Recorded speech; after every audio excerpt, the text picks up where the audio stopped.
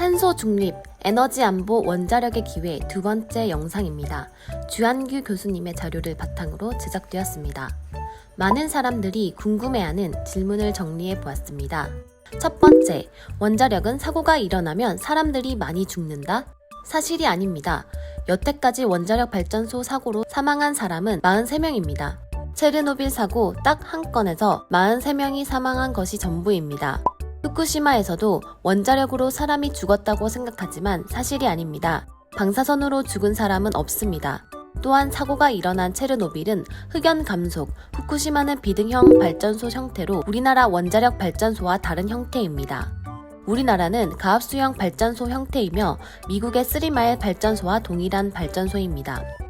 미국의 3마일 섬의 TMI 2호기에서 사고가 난 적이 있지만 방사성 물질의 유출이 없었고 안전하게 사고가 마무리되어 그 옆에 있던 TMI 1호기는 2019년까지 계속 발전할 수 있었고 원전 사고 4일 후 사건 현장에 지미 카터 대통령이 방문할 정도로 안전했습니다.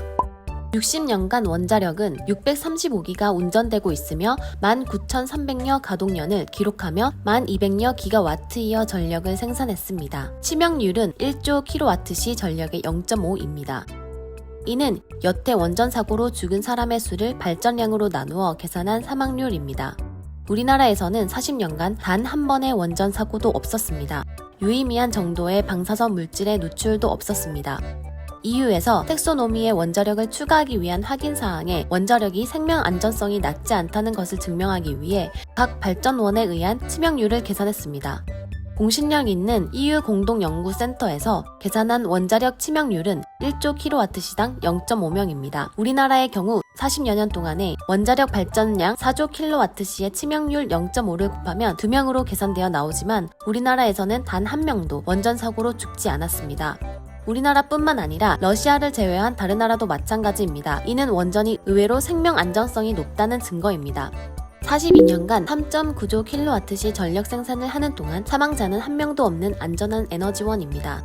두 번째, 원자력은 지진에 취약하다? 사실이 아닙니다. 후쿠시마 사건은 지진으로 일어난 사건이 아닙니다. 지진 이후에 일어난 쓰나미 때문에 일어난 일입니다. 동일본 대지진 시 일본 동해안의 5개 원전 부지의 원전은 모두 안전 정지되었습니다. 후쿠시마 1 발전소만 쓰나미로 침수되어 비상 발전기 작동 불능으로 사고가 발생했습니다. 진앙에 더 가까웠던 오나가와 원전은 오히려 안전했습니다. 비상 발전기 자체는 고지대에 설치해 놓았기 때문에 침수로부터 안전했지만 발전기로부터 전기를 받아들이는 변전 설비를 건물 지하에 설치해 놓은 바람에 변전 설비가 침수되었고 그에 따라 냉각수를 공급하는 순환 펌프에 대한 전력 공급이 중단되어 발생한 사고였습니다. 원자력 발전소는 기본적으로 내진 설비를 갖추고 있습니다.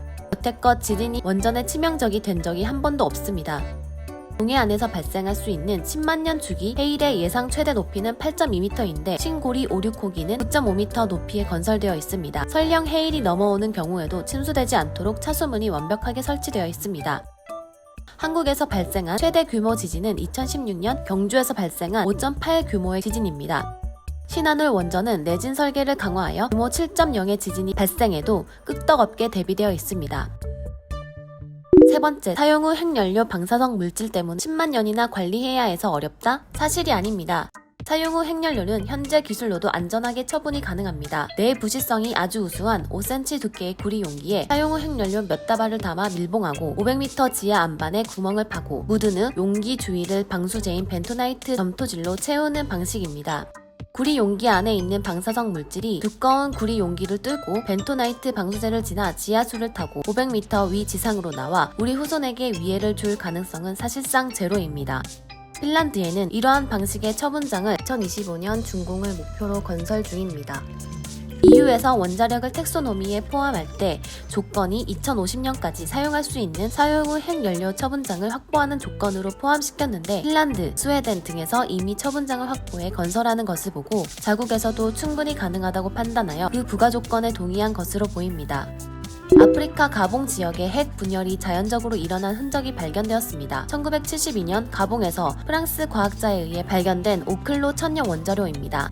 핵분열로 인해 자연계에 없는 인공적인 원소가 생성된 것이 발견되었습니다. 천연 원자로인 것이지요. 이 흔적을 관찰해보니 과거에 농축도가 높았던 시기가 있었는데 20억 년 전에는 우라늄 농축도가 3.5였을 때가 존재한 것으로 발견되었습니다. 그 시기에 물을 만나 인계 반응했던 흔적이 발견되었습니다. 그때 만들어진 핵분열 파편물, 초우라늄 원소들이 주위에 있다는 것이 관측되었습니다.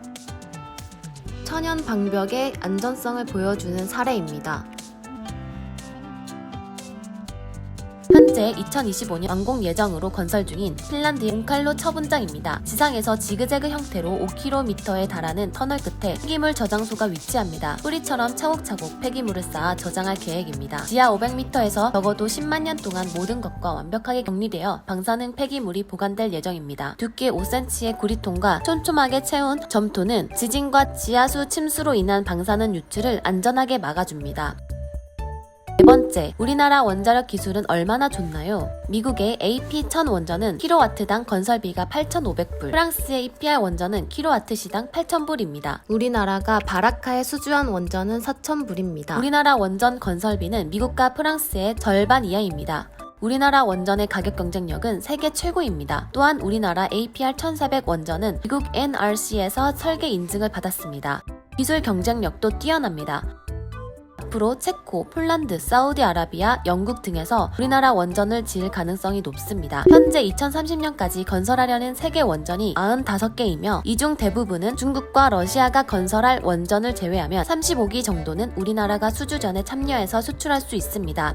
IEA에서 탄소 중립을 달성하기 위한 넷제로 시나리오로 가려면 신흥 원전국에서 신규 건설해야 하는 원전이 400기가, 그리고 기존 원전국에서 수명이 다해서 교체할 수요가 200기가로 총 600기가의 원전 건설 수요가 앞으로 있을 예정이라고 추정했습니다.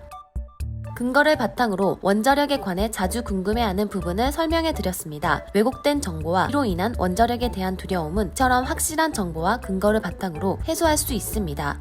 원자력은 경제와 환경을 위해 꼭 필요한 깨끗하고 경제적인 에너지원입니다.